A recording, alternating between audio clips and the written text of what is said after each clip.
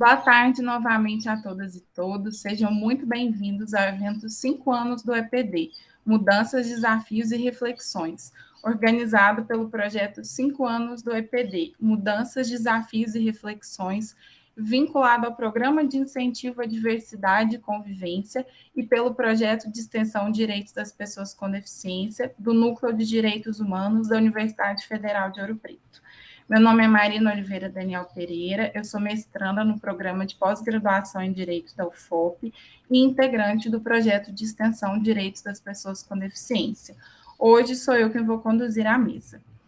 Alguns esclarecimentos iniciais. O link para preenchimento da lista de presença vai ser disponibilizado aqui no chat durante a palestra. E aí, nesse ponto, eu peço a máxima atenção de vocês, porque o link vai ficar disponível por apenas 1 hora após o término do evento. Então, preencham os seus nomes corretamente, porque é ele do jeitinho que estiver escrito no formulário que vai constar no seu certificado. Para o bom andamento do evento, eu gostaria de pedir que vocês deixassem os questionamentos e comentários aqui no chat. As eventuais perguntas vão ser respondidas ao final do encontro, pela ordem que forem postadas. Logo depois, será dada a oportunidade para as pessoas que assim desejarem se dirigirem diretamente ao palestrante pelo microfone. O evento de hoje é o último da nossa série de encontros que ocorreram ao longo do ano de 2021 e tem como tema aplicabilidade em geral dos direitos das pessoas com deficiência pelo TJMG. A proposta surgiu em decorrência dos 5 anos de vigência do Estatuto da Pessoa com Deficiência e tem como objetivo realizar encontros mensais com abordagens temáticas relacionadas aos direitos das pessoas com deficiência, levando conhecimento, desafios e reflexões aos alunos e alunas do direito da UFOP e também de outras unidades acadêmicas e universidades, bem como para a população ouropretana e de toda a região dos Inconfidentes. O evento conta com o apoio da Pró-Reitoria de Assuntos Comunitários Estudantis, a PRACE, e da Pró-Reitoria de Extensão e Cultura da UFOP, a PROEX, do Departamento de Direito e do programa PPGD Novos Direitos, Novos Sujeitos, a quem nós prestamos os mais sinceros agradecimentos. O nosso convidado de hoje é o Dr. Tiago Elton. Bem-vindo, Tiago. O Tiago Elton é advogado e professor, tetraplégico desde 2008, especialista em direitos das pessoas com deficiência, direito constitucional e advocacia previdenciária. Ele é sócio fundador do escritório Elton e Deus Advogados, colunista jurídico do portal Aurum, presidente da Comissão de Defesa dos Direitos das Pessoas com Deficiência da OAB de Minas e membro da Comissão Nacional de Direitos das Pessoas com Deficiência no Conselho Federal da OAB. Falei tudo certo, Tiago? É isso? Eu te passo agora a palavra para a exposição. Fique à vontade e, conforme nós combinamos, as perguntas vão ser feitas ao final. Tudo bem? A palavra é sua. Tá joia, Marina. Boa noite. Boa noite quase, né, para todos aqui. Boa tarde ainda. Para quem for assistir depois, bom dia, né? Quero cumprimentar inicialmente a professora Yara, né, agradecendo o convite, né, de toda a comunidade jurídica aí da UFOP, né, dos envolvidos na temática dos direitos humanos. É sempre um prazer enorme. Quando me convidam com antecedência, como a doutora Yara fez, a gente aloca a agenda e faz questão de estar com vocês. Bom, antes de mais nada, caso tenha algum colega com deficiência visual ou vendo nos assistir depois, tá? Eu sou um homem branco, rosto quadrado, uso um óculos sem armação, tá? Eu uso uma camisa social verde, uma gravata verde um pouco mais escura do sobretom. Tem um tupete meio marrento. Atrás de mim tem um quadro com uma balança da justiça, e alguns objetos aqui sobre a mesa, uma Bíblia Sagrada, um leitor de livro eletrônico. Eu sou tetraplégico, então nas minhas mãos tem 2 adaptações que eu gesticulo o tempo todo, e essas adaptações, elas têm 2 palitos que eu uso para poder digitar. Eu não mexo nenhum dos dedos das mãos, tá? Nós não temos intérprete de Libras, mas se algum colega surdo estiver acompanhando ou deficiente auditivo, esse é o meu sinal, é o topete. Beleza? Vamos lá então, né? Prazer enorme mais uma vez estar com vocês. E eu fiquei muito feliz com a proposta de tema que a professora Yara me trouxe, porque é um tema que ele acaba passando desapercebido na comunidade acadêmica. que é justamente como o poder judiciário ele se comporta diante das normas garantidoras de direitos das pessoas com deficiência. Então, assim, eu vou tentar falar de uma forma tanto quanto didática, eu vou tentar o menos juridiquês possível, tá? Vai ser mais uma prosa aqui do que uma palestra, tá? Eu sempre gosto de tocar os meus eventos assim. Sendo um evento acadêmico, eu nem de gravata eu estaria, eu só estou porque eu tenho outro evento colado nesse aqui depois que me exige, tá? Mas faz de conta que eu estou aqui de calça jeans, camisa básica, batendo um papo com vocês, só não tem bebida alcoólica, beleza? Vamos lá. Gente, olha só, a Marina ela foi muito generosa ali quando ela leu o currículo e tal, mas de tudo isso que está aí, aqui eu sou o Thiago. Thiago, pessoa com deficiência em primeiro lugar e operador do direito. Tá? Operador do direito aí há 13 anos. E eu lido com o direito das pessoas com deficiência não apenas por técnica, por conhecimento, por querer aprender, é por paixão, é por amor pelo que a gente faz aqui, tá? Eu era servidor do Poder Judiciário, eu pedi exoneração, eu era servidor do TJ e pedi exoneração para advogar. Eu conheço os dois lados da moeda, sei o que se passa lá dentro em relação à pessoa com deficiência, dentro, né, do campo que eu atuei, que lá na época era direito civil e família, não tem nada a ver com a minha prática hoje, que ela é muito mais voltada para o direito constitucional, para o direito administrativo e previdenciário da pessoa com deficiência, mas a gente tem essa dimensão dos dois lados, de como que se comporta, porque quando a gente está falando aqui de comportamento do judiciário, a gente tem que pensar de todos os jeitos. Não é só a decisão do juiz, não é só a decisão do desembargador, não. Temos que pensar em todos os sujeitos e auxiliares da justiça. Porque a pessoa com deficiência ela não é só a parte interessada. Você tem um advogado com deficiência que está envolvido, você tem ali o servidor com deficiência, você tem eventualmente um magistrado com deficiência, você vai ter aquela pessoa que está indo no balcão querendo atendimento. E aonde tem uma pessoa com deficiência envolvida na sociedade, ali vai incidir regras específicas, normas de direitos da pessoa com deficiência. E foi pensando nisso que a gente enxergou o mercado jurídico aqui no nosso escritório, que é sediado em Belo Horizonte, mas com atuação em todo o território nacional. Nós somos hoje o primeiro escritório digital focado na defesa dos direitos das pessoas com deficiência.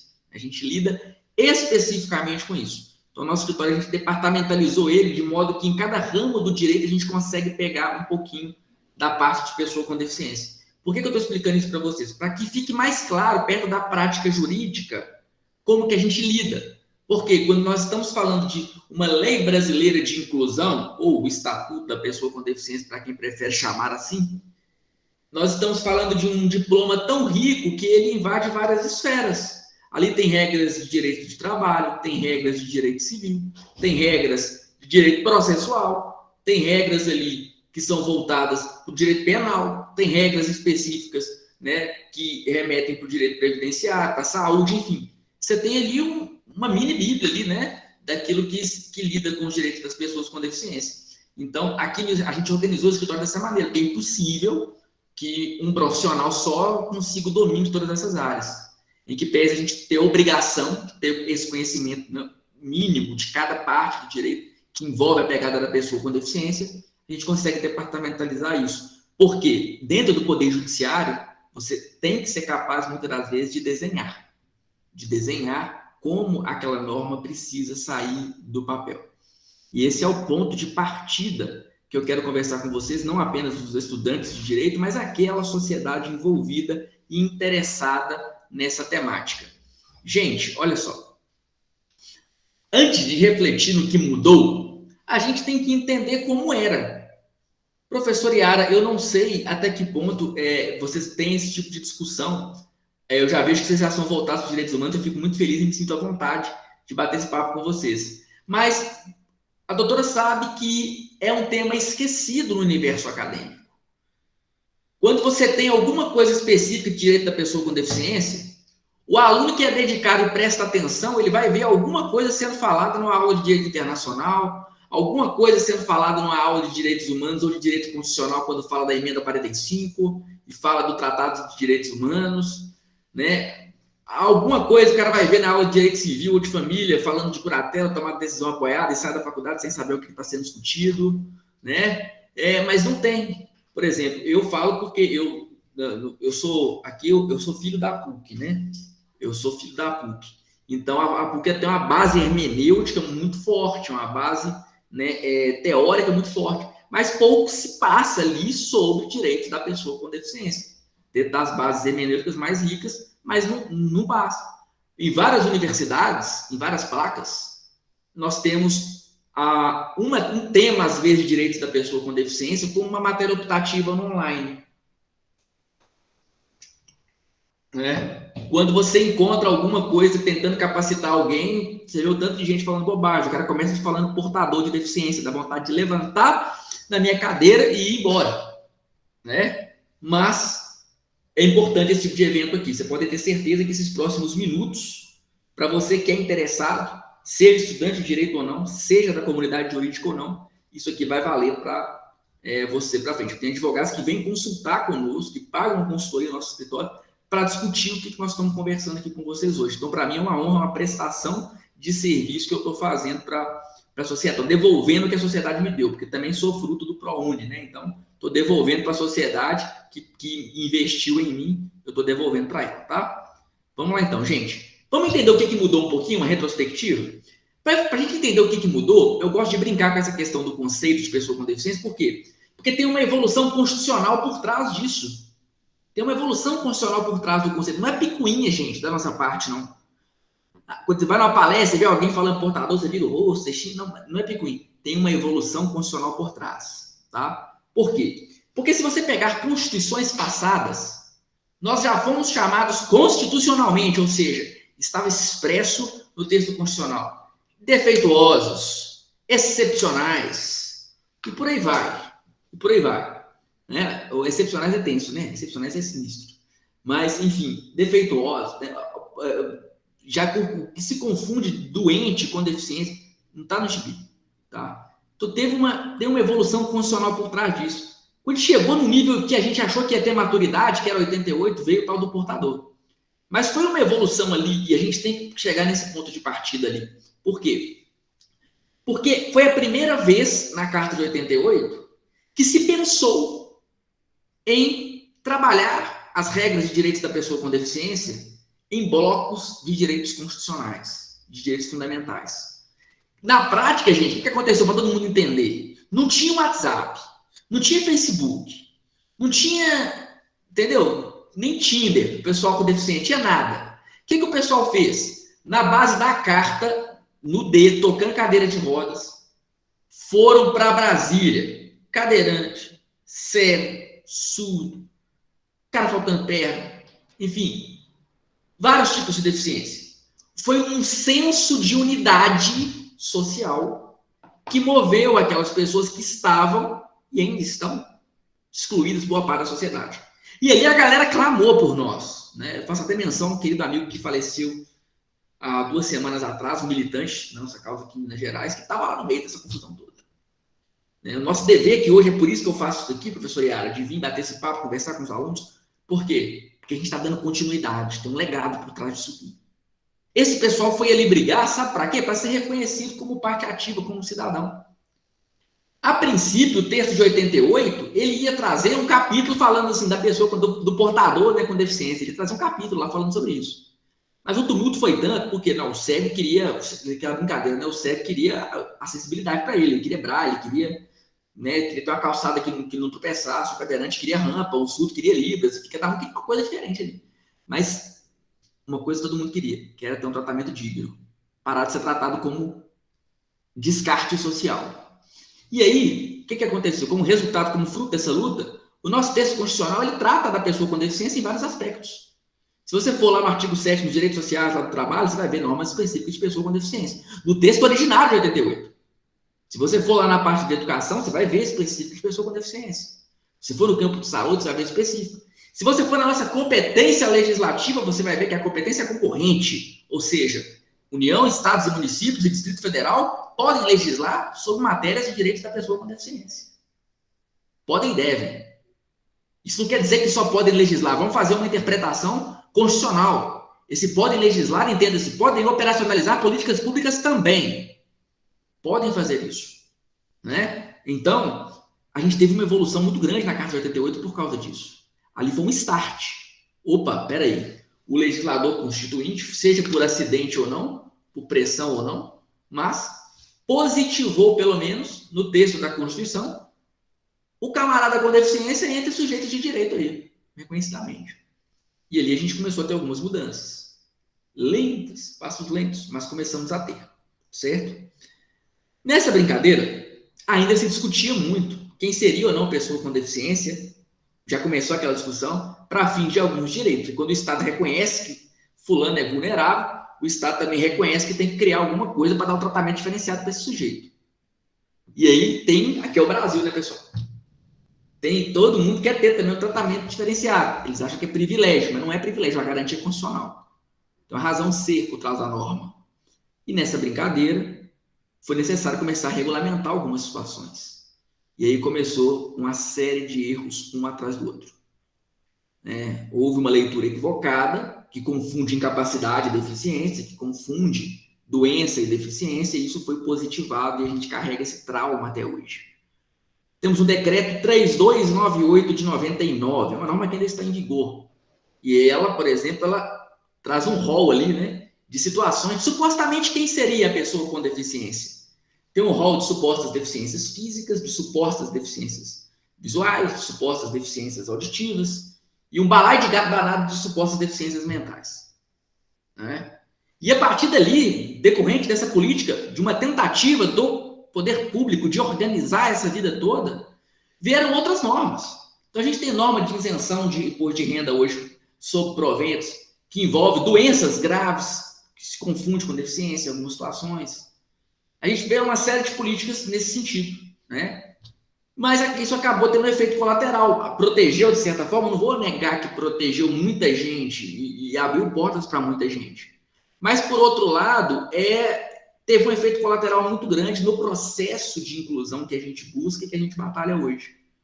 Porque isso fortaleceu, de certa forma, um viés capacitista do próprio Estado, no sentido de não entender que a pessoa com deficiência é parte ativa da sociedade.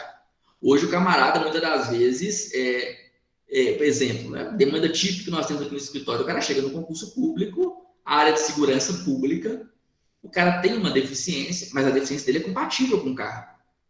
Às vezes ele usa uma adaptação específica para executar aquela função. Mas aí, quando ele se mostra capaz, a banca simplesmente fala, não, você não é pessoa com deficiência, não, porque você é capaz. Tipo, descarta a deficiência da pessoa, porque ela é capaz. Confundem-se deficiência com incapacidade. O que tem de juízes, principalmente no campo federal, em demandas previdenciárias, em que se discute isso, às vezes você está buscando, né, o reconhecimento de um direito, você está pedindo, por exemplo, um BPC-LOAS para uma pessoa com deficiência que está em situação de vulnerabilidade, chega uma decisão falando assim, não é pessoa com deficiência, não, ele é capaz para o trabalho. Né? Ou seja, se confunde claramente incapacidade com deficiência. Incapacidade, aquele cara não pode mais trabalhar. A deficiência é uma redução da capacidade funcional. Tiago Elton está aqui, sou prova disso. Eu tive opção, e aí era opção, de me aposentar por invalidez em 2009. Quando eu sofri um acidente, fiquei tetraplégico, não tinha nenhuma formação acadêmica. Estava estudando para concurso, para juntar dinheiro para depois entrar na faculdade. O perito do INSS falou comigo, então vamos te aposentar por invalidez. Eu falei, não, eu consigo atender o telefone. Enquanto eu atender o telefone, eu quero trabalhar, eu quero pelo menos tentar. O correto era o perito ter me reabilitado e não sugerir a aposentadoria por invalidez. Nem isso eles tentaram, tamanho da gravidade do meu quadro. Estou dizendo que qualquer pessoa na minha condição teria que fazer o mesmo que eu fiz? Não, foi o que eu fiz. E o que eu fiz foi respaldado numa liberdade de escolha que a pessoa com deficiência tem. Né? Então, assim, isso tem que ser respeitado. Tem a pessoa com deficiência? Não, eu escolhi. Às vezes a pessoa não tem a mesma base familiar que eu tive. Ela não teve a mesma estrutura familiar, por mais que eu não tinha estrutura econômica, estava com o pai desempregado, a mãe só ela que trabalhava para sustentar a casa, morava em quatro andares de degrau de escada, não tinha nenhuma cadeira de rodas, mas ainda assim eu quis tentar. Né? Sabe a escolha? Deus me deu aquela direção, falou, vai, e fui e estou aqui. Né? Mas enfim, por que eu estou dizendo isso para vocês? Porque quando a gente faz a leitura correta, respeitando a autonomia da vontade da pessoa com deficiência, e o Estado, por outro lado, faz o papel dele, é possível a gente promover a inclusão. E aí que a gente começa a entrar nesse contexto do que mudou, de como que o Poder Judiciário tem se comportado hoje. Percebam a transição. Em 88, a gente teve um reconhecimento. Aí a gente evoluiu para 2009. Vamos dar um salto para 2009. Esse conceito que era estritamente médico, arraigado ali na doença, né, o problema estava na pessoa, resumindo. Se o cara tinha uma deficiência, não importa qual que era, o problema era dele, ele tinha que ser curado, fazendo analogia religiosa. Antes de 2009, se o cara chega na igreja, ele tinha que ser curado, tinha que tirar o demônio dele. Agora, se é de 2009 para frente, não. O problema é da igreja que não tem rampa para o cara entrar. Percebe? A mudança aqui é do ambiente. A deficiência não está na pessoa. Você tem o branco, o negro. Você tem o homem e a mulher e as diversas variações de gênero. Você tem a pessoa com deficiência e a sem deficiência. É uma qualidade humana. É isso que veio em 2009 para a nossa Convenção Internacional da ONU. Ela foi assinada em 2008, mas só produziu efeito no Brasil em 2009 com o decreto 6949 de 2009. A partir dali, o conceito de pessoa com deficiência mudou. Quem é PCD lá, na Convenção da ONU? A pessoa com deficiência não é mais aquele rol maluco que está lá no decreto 3298. A pessoa com deficiência é aquela que soma alguns elementos. Quais? É aquela que tem algum impedimento de longo prazo, de natureza física, mental, sensorial, intelectual, e que, em razão desse impedimento, não é por outra circunstância alheia, não. Em razão desse impedimento, essa pessoa vai enfrentar barreiras na vida dela que vão colocar ela em alguma situação de obstrução para a plena e efetiva igualdade e participação social dela na sociedade. Então, se em razão daquele impedimento ela, de alguma maneira, vai sofrer, já que barreira, estou falando só de barreira arquitetônica, não, aqui é barreira comunicacional, barreira atitudinal, uma série de barreiras. Quer aprender sobre barreira, abre a LBI no artigo 3º, lá vai ver os conceitos. Tá cheio de conceitos lá do que é barreira. Então, você vai ver os diversos tipos. Se aquela pessoa, em razão daquele impedimento, ela, o cara vai para a luta, barreiras, entende? O cara vai para a luta, vai procurar um emprego, ele vai para a faculdade, vai pegar um transporte público, ele vai acionar um serviço de saúde, ele tem a restrição da participação social dele de alguma maneira, ainda que mínima, ou até o potencial, porque a norma diz pode. Esse cara pode estar numa situação hoje, mas de repente ele nasceu no berço de ouro, amanhã o pai quebra no meio de uma pandemia, e aí? Entende? A lei ela fala e pode. Se foi uma tecnia, eu não sei. Se foi um interesse do legislador, eu duvido muito. Mas aquele pode, ele acabou sendo uma norma que vai ao encontro dos valores de direitos humanos. Porque a situação de hoje não é a situação de amanhã. A barreira ela existe ainda aqui em potencial. Eu eliminei barreiras para o meu trabalho hoje, mas se eu não me reinventar e amanhã a advocacia acabar, eu tenho que dar meu jeito. Entende? Então, assim, nós temos que pensar sempre no potencial de barreira também. Mas aquelas que efetivamente a pessoa enfrenta, a gente tem que levar isso em consideração. E esse longo prazo, o que seria esse longo prazo? Né? A lei não diz. Né? Por analogia, a gente busca 2 anos que está lá na legislação assistencial, na lei de orgânico de assistência social, no LUAS, né? 2 anos estão ali. Mas é uma interpretação, assim, meio que relativa, né? O cara perdeu a perna hoje, não vai esperar 2 anos para ele ser pessoa com deficiência. A perna não vai crescer, né? Então a gente tem que considerar. Ó, e não leve a mal os foguetes aí, não, porque aqui na porta do escritório aqui, os atleticanos, e eu vou gritar galo aqui qualquer hora. Mas vai dar tudo certo, vamos lá. Olha você ver como é que vocês estão. Eu estou aqui no horário. Vamos nessa. Gente, a gente teve essa evolução então. Né? O conceito de pessoa com deficiência mudou. Mas aqui é o Brasil. E o Poder Judiciário não vai começar a atuar só com base numa Convenção Internacional da ONU. Tem juiz, acredite, tem juiz que nunca leu, não sabe nem que existe uma Convenção Internacional sobre Direitos da Pessoa com Deficiência.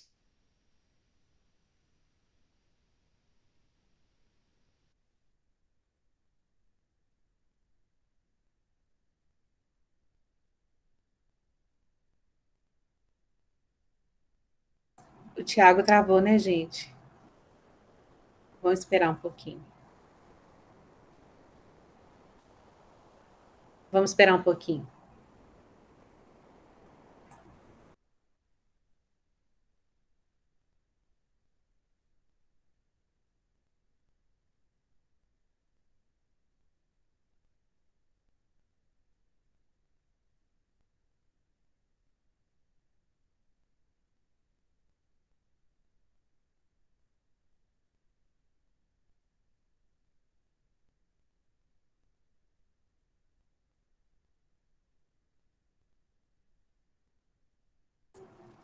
Vamos esperar ele restabelecer. Ele saiu, ele vai voltar, né?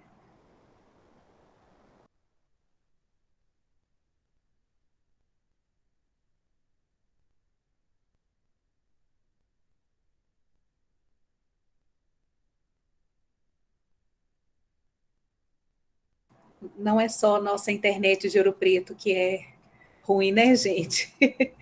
Infelizmente. É porque hoje está chovendo muito aqui em BH também. Tomara que ele consiga voltar, porque está tão boa a palestra. Nossa, muito bom, né? Muito bom. Vamos esperar um pouquinho, então. Por favor, gente, não abandonem, não nos abandonem, hein? Vamos esperar um pouquinho que ele vai voltar, se Deus quiser. Ih, Ana Clara, que desagradável.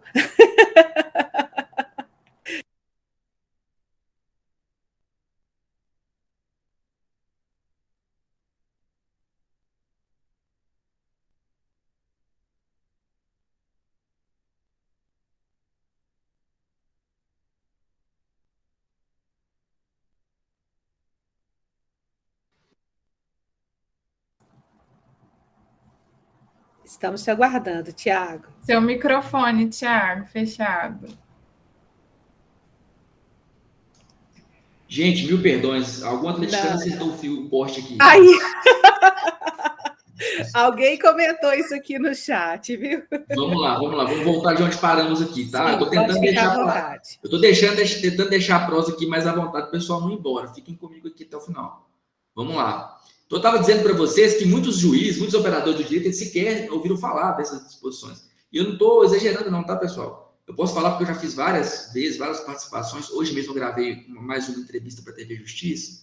E em uma dessas oportunidades, né, nas conversas de camarim e tal, eu tive a oportunidade de estar com uma juíza que falou comigo, olha, eu nem sabia que existia essa lei 1346, eu vi isso ontem, então você pode, essa parte fica com você, tá? E eu falo, ó, o resto, beleza. Então, assim, causa espécie, às vezes, a gente vê esse tipo de situação, tá, pessoal? Porque é uma realidade que existe.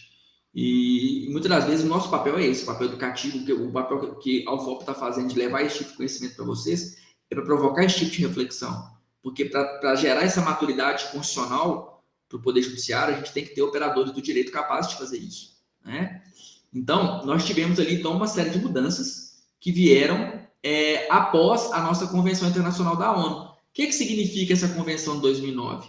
Basicamente, foi o Brasil assumindo um compromisso perante a comunidade internacional, falando assim, olha, eu reconheço que a pessoa com deficiência é a parte ativa da sociedade aqui, a agenda que vocês fizerem eu estou disposto a cumprir, tá? E os Estados partes aqui estão dispostos a fiscalizar e executar o que está sendo determinado na ordem mundial a respeito da pessoa com deficiência. E quando ele fala em Estados partes, a gente tem que voltar lá no início do direito constitucional, né? Quem é o Estado parte aqui, gente? Os poderes da República, né? Executivo, legislativo e judiciário. O legislativo é óbvio, todo mundo já sabe o papel dele, né? Clássico, ele vai legislar e vai fiscalizar, né? Vai operacionalizar aquilo ali. O executivo, ele vai ter que fazer a lei sair do papel. E o judiciário? O papel do judiciário, ele é tão importante quanto. Quando a gente fala de pessoas com deficiência, talvez ele é ainda mais. Porque nós vivemos em um tempo de transição.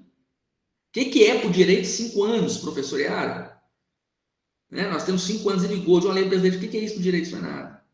Mas é nesse período de transição que acontece uma série de violações de direitos.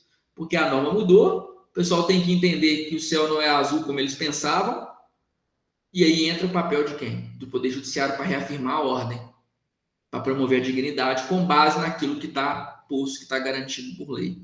Então, a gente entra nessa questão de como que o Poder Judiciário tem se comportado. A gente aqui no escritório, nós atuamos em todo o Brasil. Mas, obviamente, né, por sermos aqui de Belo Horizonte, a grande fatia das nossas demandas, né, judiciais e extrajudiciais, elas estão aqui no Estado. Então, a gente já conhece de perto boa parte da atuação do Poder Judiciário nesse sentido. E a gente tem, de fato, algumas divergências, contradições. Mas eu posso falar para vocês que, de um modo geral, o TJ de Minas, ele já avançou bem em relação ao que acontecia há menos de 2 anos atrás, 3 anos atrás, em relação à pessoa com deficiência. Claro que nós estamos falando de tribunal, ou seja, em primeira instância, você ainda vai ver um monte de aberração maluca por aí. Você ainda vai ver um monte de situação, porque, em tese, a gente tem entendimentos mais legalistas, aplicações mais positivistas, né, mais focadas no que está escrito na lei. Mas é no tribunal que a coisa acontece, que a mágica acontece. Porque para defender pessoas com deficiência hoje, nós temos que saber trabalhar os princípios constitucionais que regem aí a dignidade da pessoa com deficiência. Vou ter que ir na Convenção da ONU entender os princípios que estão ali, de dignidade, de inclusão, de isonomia constitucional, de tratamento específico para a pessoa com deficiência. Acessibilidade é um princípio constitucional da pessoa com deficiência. Constitucional por quê, Tiago? Está na Constituição? Está na Convenção da ONU. Gente, a Convenção da ONU ela tinha que vir amarrada do lado da Constituição Federal. Se você compra uma Constituição Federal, né, esses senadores aí que gostam de mandar, na época de eleição, manda para o pessoal aquela Constituição verde, né, aquele caderninho, eles tinham que mandar a Convenção da ONU junto, amarrada, porque é parte dela. É parte. Tá? Por que é parte? Porque nós temos um dispositivo da Constituição Federal que é muito claro. Artigo 5º, parágrafo 3º. Todos os tratados de direitos humanos que forem aprovados na forma de uma emenda constitucional, passar pelas duas casas, pelo menos 3/5 da galera ali, vai ter o status de emenda constitucional, ou seja, tem o mesmo valor normativo. Gente, isso é mágico na mão de um advogado que sabe trabalhar. Por quê? Porque muitas das vezes é invocando a máxima eficácia de uma norma constitucional que você vai demonstrar para o Poder Judiciário que aquele caso que você está defendendo precisa de ter um olhar diferenciado sobre o espectro constitucional, para garantir o direito daquela pessoa. Perceba, a gente não está banalizando. Vou dar um exemplo clássico para ficar mais claro para vocês. Se tiver algum civilista aqui no grupo, eu vou pedir licença, porque eles vão apelar comigo aqui, mas eu vou explicar aqui para vocês. Olha só. Discussão ferrenha que está em pauta nesse momento. Rol da ANS é taxativo ou é exemplificativo? O rol de procedimentos que a ANS faz para a saúde. Pessoa que tem um plano de saúde, tem um filho com deficiência, aquele menino tentou vários tratamentos, não conseguiu. Não teve evolução. Vamos supor com a criança com autismo. Não teve evolução. Aí a autoridade médica prescreveu um tratamento especializado e o plano de saúde nega aquela cobertura. Como é que o Poder Judiciário vai se comportar em relação a isso? A gente tem uma discussão muito grande. Você tem a terceira turma do STJ que tem um posicionamento, olha, o rol da ANS é exemplificativo. Mas aí você chega em dezembro de 2019, no meio, antes de uma pandemia dessa, vem a quarta turma e fala, não, eu entendo que é taxativo. Não pode, senão vai bagunçar a saúde suplementar. E aí, quem está certo? Não tem quem está certo e quem está errado. O que tem que acontecer aqui é operar o direito da forma correta. A Convenção Internacional sobre os Direitos da Pessoa com Deficiência ela não tem valor constitucional? Ela diz que é possível a gente fazer um tratamento diferenciado para a pessoa com deficiência. Ela diz que pode adotar medidas individualizadas. Se isso é possível fazer, então a gente tem que analisar caso a caso. Aquela criança, de fato, ela esgotou os tratamentos? O plano de saúde, de fato, atendeu aquela família e fez o que aquela criança precisava? É a análise individual. Não tem como você estabelecer um padrão para trabalhar a questão da pessoa com deficiência, tá certo? Então, são essas situações que nos permitem fazer esse tipo de discussão. Hoje, o TJ de Minas, ele é um meio termo nesse sentido. Eu tenho turmas aqui constitucionais que têm entendimento da máxima efetividade da pessoa com deficiência. Já tivemos decisões assim, fantásticas aqui. Né? Recentemente, nós flexibilizamos o rol da ANS para um tratamento à base de cannabis para uma criança com deficiência. Eram gêmeas siamesas, foram separadas e, por decorrência daquele procedimento cirúrgico, uma ficou em estado mais grave. E a gente conseguiu judicializar o canabidiol contra um plano de saúde, uma operadora das maiores do Brasil. Tem uma sustentação oral, está gravada no meu feed do Instagram. Para quem quiser assistir depois e entender como é que a gente discute isso perante o Poder Judiciário. Ali, graças a Deus, era uma turma que entendia por uma interpretação constitucional. Mas tem turmas que, infelizmente, ainda não tem essa interpretação constitucional. Aí ela fica limitada ao que está escrito na lei. E a LBI, que é a nossa lei principal, que a professora Yara nos colocou como tema, a LBI ela traz normas gerais. Ela não disciplina ainda, tem muita coisa nela que precisa ser regulamentada. Então, tem uma inércia muito grande ainda nos estados, dos municípios, tem uma inércia de fiscalização, inércia não, vou falar que ela é inexistente, praticamente, de fiscalização, para que isso tudo saia do papel. Somos hoje o país, e eu desafio alguém me provar em contrário, que tenha um conjunto de normas mais atualizado em termos de direitos da pessoa com deficiência, mais completo, digamos assim. Não há quem tenha positivado, escrito no papel, normas tão detalhadas e ricas analiticamente como as nossas, em relação à pessoa com deficiência, mas temos um entrave na hora de operacionalizar por parte do Poder Judiciário e ainda temos uma fase de transição muito grande, aliás, operacionalizar por parte do Executivo, e uma dificuldade ainda muito grande de implementação e afirmação de direitos e garantias pelo Poder Judiciário, porque é um processo de amadurecimento constitucional. Da mesma maneira que faculdades de direito sequer, muitas das vezes, ainda lembram do tema, a gente tem esse reflexo nos próprios operadores do direito. Quantos não são os advogados, quantos não são os juízes que muitas vezes tratam todo mundo como se fosse deficiente físico, não sabe a diferença das espécies de deficiências, né? Como que o contexto, como que aquelas peculiaridades vão colocar aquela pessoa em desvantagem ou não, como que as barreiras atitudinais ainda são negligenciadas pelo Poder Judiciário. Então tem um papel extremamente relevante de nós, operadores do direito, estudantes e comunidade interessada, de entregar conteúdo, de fazer com que as pessoas entendam, né, que é importante fazer prova da sua condição de deficiência, fazer prova das barreiras que são enfrentadas, porque quanto mais provas você tem, mais crédito ganha o seu argumento jurídico na hora de você levar isso para o Poder Judiciário. É isso que faz a diferença, é isso que separa, como diz, né, os antigos, os homens das crianças, as mulheres das crianças. É isso que separa aí os bons profissionais, aqueles que sabem lidar com direitos da pessoa com deficiência. É um processo de mutação mesmo da jurídica, no que tange a forma de atuação do Poder Judiciário. Tem alguns tribunais que têm uma maturidade maior, não sei o motivo aqui, né, sociológico, o que for, mas eu tenho, por exemplo, tribunais no Sul que têm uma flexibilidade maior para poder aplicar a Convenção da ONU sobre as pessoas com deficiência. Mas eu tenho tribunais, por exemplo, no Nordeste, que já são mais legalistas, que a gente tem uma dificuldade maior até para caracterizar uma deficiência, dependendo do caso. Falo isso porque a gente atua hoje em sei lá quantos estados, então a gente já enfrentou um pouquinho de cada um, já sentiu o gostinho de como que isso enfrenta. Mas é possível, professor Yara, é um mercado gigantesco para quem acha que a advocacia está saturada, está enganado. O mercado de pessoa com deficiência é como se fosse um pré-sal, tem eu e mais alguns tentando furar de enxada, entendeu?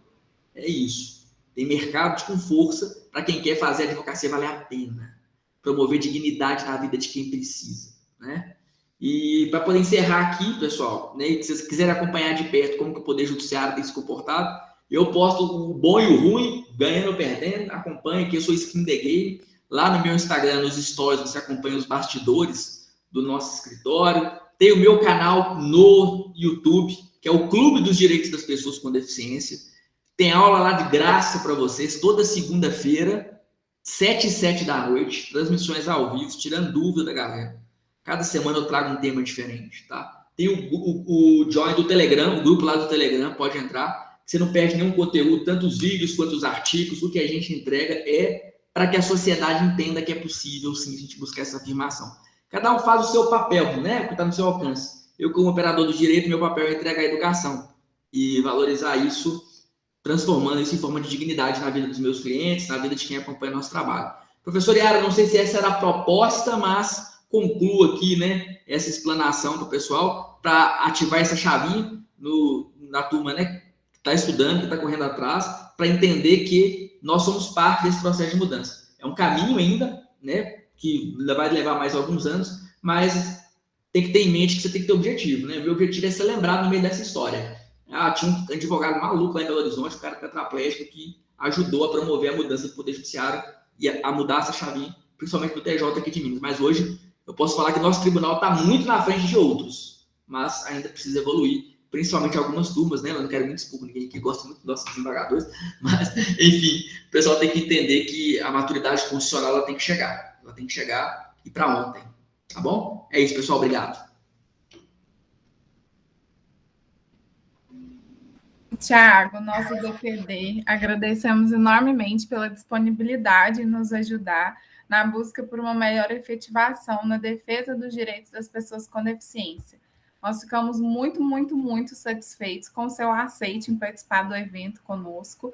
Sua palestra, sem dúvida, enriqueceu e muito nossa experiência acadêmica e nós esperamos que tenha contribuído para a formação de todos e todas vocês. Eu passo a palavra para a nossa coordenadora, a professora Yara. Ai, Tiago, estou aqui extasiada. Eu queria muito, eu gosto muito de deixar, né, as pessoas falarem, mas eu não dou conta, eu tenho que falar também. Nós, não só eu, mas todos e todas nós do projeto Direitos da Pessoa com Deficiência, aqui da Universidade Federal de Ouro Preto, nós somos suas e seus seguidores nas redes sociais, nós acompanhamos o seu trabalho, temos, assim, nos inspirado muito, né, na sua luta, porque é a nossa também, né? Essa efetivação e esse conhecimento acerca dos direitos, né, no nosso cotidiano aqui. A gente acabou de fazer o relatório final do projeto de extensão, então a gente está com as informações fresquinhas na cabeça. Como foi, né, um movimento de luta esse ano para tentar mostrar para as pessoas que elas têm direitos e que elas têm que buscar esses direitos. Porque, por exemplo, você falou aí durante a sua exposição sobre a TDA, por exemplo. A gente descobriu esse ano que tem pessoas com deficiência que nem sabem o que é TDA, nunca nem ouviram falar, não acompanharam, né? Então, assim, são pequenas coisas que facilitam ou que melhoram o dia a dia e que, mais do que isso, ajudam a quebra de barreira social, porque vamos lembrar, né, o conceito biopsicossocial de deficiência aloca a deficiência na sociedade, não é isso? Porque é nela que é encontrada a barreira.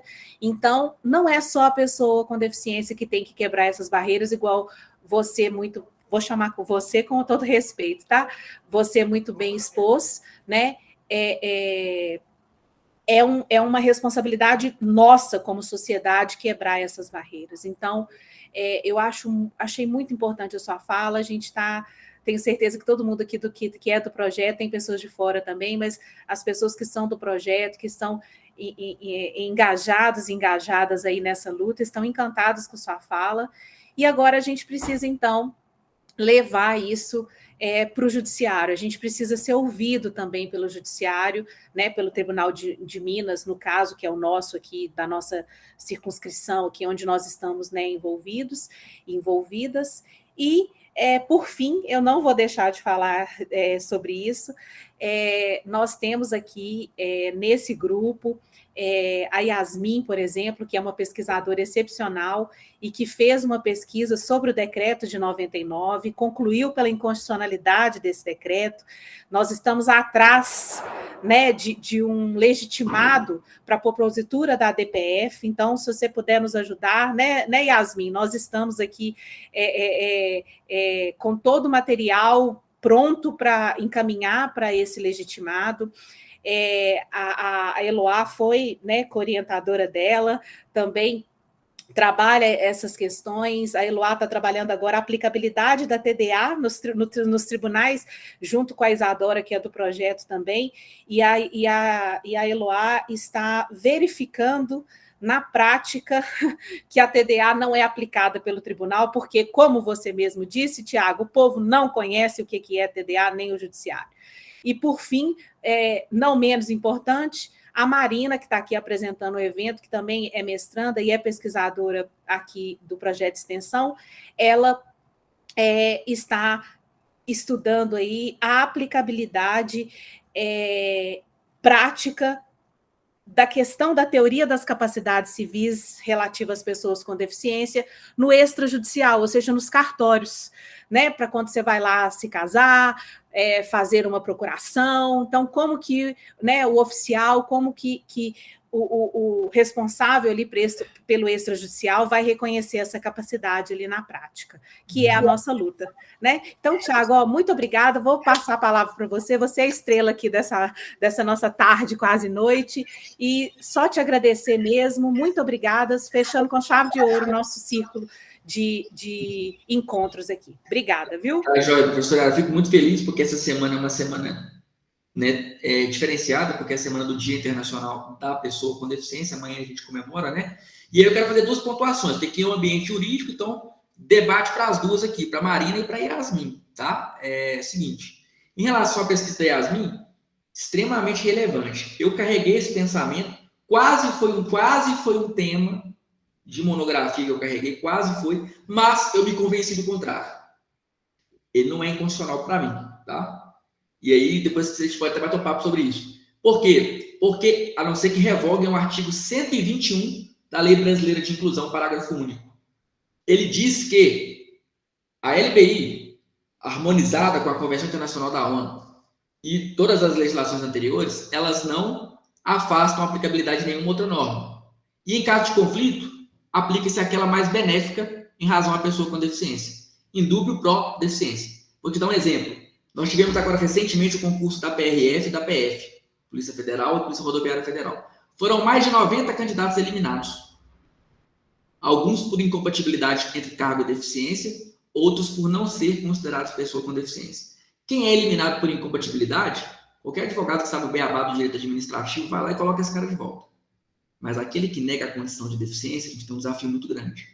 E ali, a gente tem que saber também dançar de acordo com a música. O edital, às vezes, do concurso, ele vai trazer o decreto 3298 e vai eliminar todo mundo aplicando o decreto. Mas se o seu cliente se encaixa também no decreto, o decreto ele te dá a base jurídica para você provar o impedimento, que é o fator núcleo do conceito de pessoa com deficiência. Então, assim, você não pode... O caminho aí eu mudei de ideia. O caminho não era, para mim, a inconstitucionalidade do decreto, e sim a administração pública tomar vergonha na cara e fazer o ato administrativo do jeito correto. O ato administrativo é que é ilegal e inconstitucional, quando ele é pautado exclusivamente no decreto. Porque, lembrando que a avaliação biopsicossocial ela é quando necessária, é o que falo no parágrafo 1º da LBI. Ou seja, quando a deficiência é notória, você não precisa de fazer ela. Mas quando ela é não aparente, você tem que fazer. E no não aparente, você acha que o Brasil está pronto para fazer uma avaliação biopsicossocial? Ô, gente, daqui a pouco, 19 horas, eu vou entrar ao vivo como mediador. Eu, doutor Joelson Dias, doutora Patrícia Siqueira. Doutor Joelson é presidente da comissão da OAB, ex-ministro do TSE, mestrado em Harvard. Ele sabe um pouquinho sobre pessoa com deficiência. Né? E a doutora Patrícia Siqueira. A doutora Patrícia é auditora fiscal do trabalho. São 2 referências também. Né? Eu sou, como diz, eu sou café pequeno da conversa. E nós vamos conversar sobre essa ferramenta. Sobre os deveres do Estado para aplicar essa ferramenta. O decreto está pronto. Ele vai ser publicado amanhã. Talvez amanhã você vai... Aí sim, Yasmin, o desafio está posto. Talvez amanhã você vai ter a principal norma para você atacar a inconstitucionalidade dela. É o que vai ser publicado amanhã pelo Bolsonaro. Que é o decreto que estabelece a avaliação biopsicossocial da deficiência com uma série de fatores restritivos justamente para cortar indiretamente no BPC. Tá? Ali você vai ver uma baita de uma sacanagem, porque eu tenho informações extraoficiais, eu estudei a ferramenta, já não é de hoje que a gente está acompanhando isso, e ela não contempla o que é, de fato, a avaliação biopsicossocial. Aí é só não é uma crítica, é uma dica jurídica para você forçar esse entendimento, tá? Porque eu cheguei a montar um projeto pensando nisso. Quando eu fiz essa análise, eu falei, cara, não, se eu estiver na prática advogando, porque eu já queria advogar para pessoa com deficiência, essa é uma tese que eu vou trabalhar. E hoje eu trabalho ela, eu ganho, eu tenho inúmeras decisões judiciais utilizando essa tese. Para poder, por exemplo, sabe, um exemplo clássico, hoje você consegue batalhar por um surdo unilateral para você levantar uma tese de revogação tácita de uma súmula do STJ que fala que não é PCD para um concurso público. Mas o decreto ele me ajuda. Porque eu falo que ele é exemplificativo. Ele é exemplificativo, ele não é mais... O STJ, inclusive, já formou esse entendimento, que ele é meramente exemplificativo. O duro é explicar isso para a administração pública. Tá? E para a Marina, achei muito top a questão que ela está querendo, né, a respeito das capacidades dentro dos cartórios, né? A tomada de decisão apoiada, ela ainda é um mistério para muita gente, né? A doutora Jéssica está aqui no escritório comigo, minha esposa e minha sócia. Ela teve uma audiência recente em Porto Alegre sobre tomada de decisão apoiada, era uma audiência de justificação. O promotor virou para o juiz, não virou para o senhor, que legal, nunca vi. Primeira vez que o advogado traz uma tomada de decisão apoiada na forma do 1783A do Código Civil, né?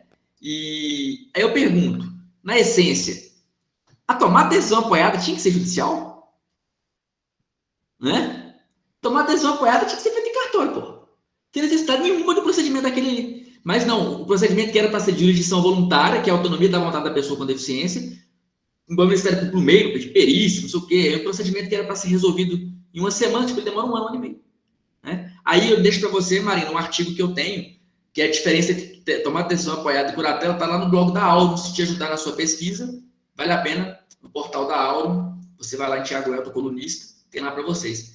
É isso, professor Yara, obrigado mais uma vez, se eu pudesse eu ficava mais tempo debatendo com vocês, tá bom? E até a próxima, quem puder passar lá no evento, passa lá, porque vai ser top, vai começar às 19 horas, tá bom? E quem não puder, toda segunda-feira a gente está ao vivo lá no YouTube. Um abraço para vocês. Tiago, só vou te agradecer mais uma vez pela palestra incrível, pela provocação. Nós estamos numa série de eventos aqui, já falamos sobre educação inclusiva, tomada de decisão apoiada, capacitismo.